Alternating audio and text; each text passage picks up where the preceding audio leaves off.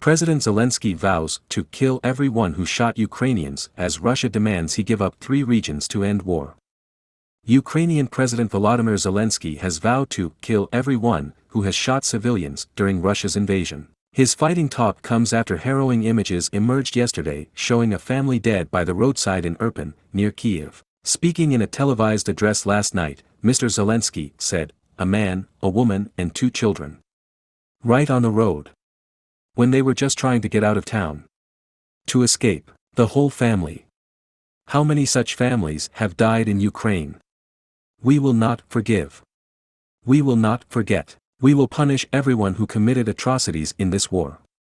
On our land. We will find everyone which shot at our cities, our people. Which bombed our land. Which launched rockets. Which gave the order and pressed start. There will be no quiet place on this earth for you. Except for the grave." It came hours before unconfirmed reports of air raids in the Sumy region, with at least 1 child said to have been wounded. Meanwhile, unrepentant Russian despot Vladimir Putin issued a list of 3 key demands on Ukraine to end the war, despite his neighbor's forces recapturing a city after driving the Kremlin's forces out. His spokesman called for Ukraine to cease military action, change its constitution to become a neutral country, acknowledge Crimea as Russian territory and recognize the separatist republics of Luhansk and Donetsk. Dmitry Peskov said that Russia had told Ukraine it was ready to halt its military action in a moment if Kyiv met its conditions. And he insisted his country wasn't seeking any further territorial claims in Ukraine, after laying waste to cities across Ukraine and killing hundreds. He said, "We really are finishing the demilitarization of Ukraine. We will finish it. But the main thing is that Ukraine ceases its military action. They should stop their military action and then no one will shoot.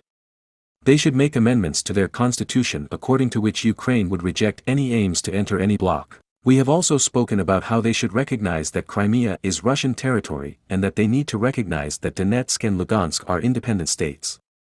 And that's it.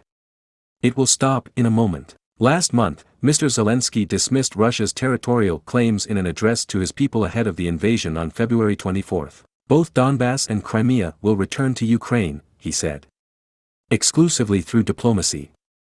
We do not encroach on what's not ours, but we will not give up our land." Russia's demands come despite Putin's army losing a key city in the war. The northeastern city of Chuiv was retaken on Sunday after Ukraine's military inflicted heavy losses on Russia's army, defense officials claimed. Lieutenant General Suri Shaptala said his troops had seized Chuiv from Russian control, killing large numbers of Putin's men. 2 high-ranking Russian commanders were reportedly killed in the battle. In the course of hostilities, the city of Chuiv was liberated, the general staff said on Facebook. The occupiers suffered heavy losses in personnel and equipment. Lieutenant Colonel Dmitry Safronov, commander of the 61st Separate Marine Brigade of the Russian Armed Forces, and Lieutenant Colonel Denis Glebov, deputy commander of the 11th Separate Airborne Assault Brigade of the Russian Armed Forces, were killed, it went on. Chuiv, a small city of 30,000 people 22 miles southeast of Ukraine's second city Kharkiv, was one of the first taken by the Russians. A week ago, a young boy was killed in the city after heavy shelling struck an apartment block.